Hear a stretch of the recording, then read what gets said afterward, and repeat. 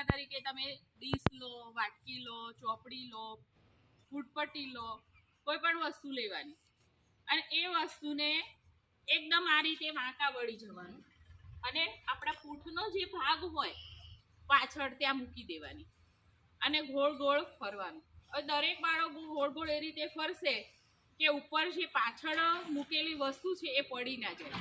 જો વસ્તુ પડી ગઈ તો એ આઉટ ગણાય. તો આપણે આ રીતે રમવાની શરૂઆત કરીએ. આપણે રમત રમીશું. તો પહેલા તો બધા નીચા નમી જાઓ, આ બાજુ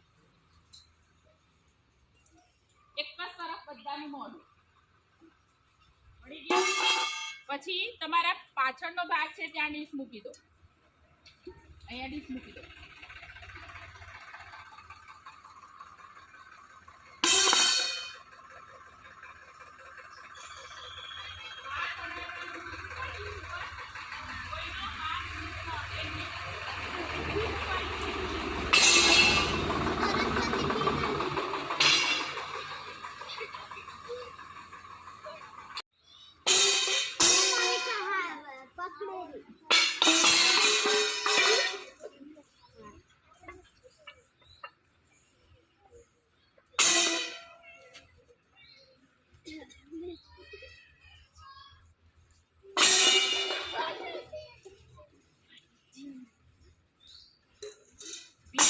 જવાનું એટલે ડીશ ના પડી જાય.